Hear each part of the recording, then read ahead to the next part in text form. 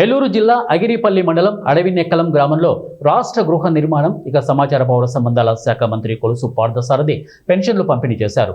Super GST super savings కార్యక్రమంలో భాగంగా నిర్వహించిన ర్యాలీలో మంత్రి పార్థసారథి పాల్గొన్నారు.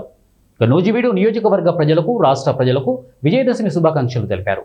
రాష్ట్ర ప్రభుత్వం తీసుకువచ్చిన అనేక సంస్కరణలతో నిరుపేదలు అన్ని విధాలుగా లబ్ధి పొందుతున్నారని వారు తెలియజేశారు. ప్రత్యేకంగా నూజివీడు నియోజకవర్గ ప్రజలందరికీ విజయదశమి శుభాకాంక్షలు. ఈ విజయదశమి తెలుగు ప్రజలందరి ఆకాంక్షలు నెరవేర్చాలని,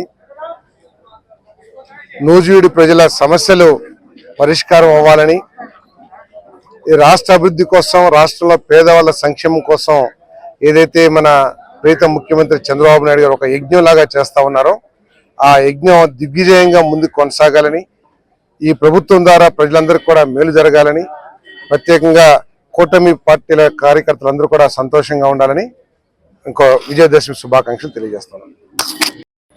భారతదేశం మొత్తం కూడా గర్వించే విధంగా ఎన్డీఏ ప్రభుత్వం నరేంద్ర మోడీ గారు, నారా చంద్రబాబు నాయుడు గారు జీఎస్టీని గతంలో 4 స్లాబుల నుంచి ఈరోజు 2 స్లాబులు తీసుకురావటం, అట్లాగే రైతాంగానికి అవసరమయ్యే విధంగా సిమెంట్ వగేరాల గతంలో 28% ఉండే ఈరోజు 18% వచ్చినాయి.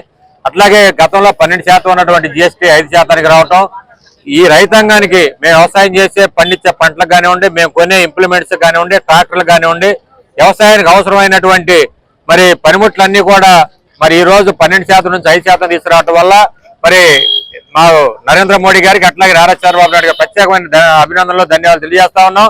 ఈ రోజు రాష్ట్ర ప్రభుత్వం కూడా కేవలం బిందు సేద్యానికి 5% మళ్ళీ ఇంకా అదనంగా 2.5% కూడా సబ్సిడీ ఇవ్వటం వల్ల రైతాంగానికి చాలా మేలు జరుగుతుందనేది మేము తెలియజేస్తా ఉన్నాం.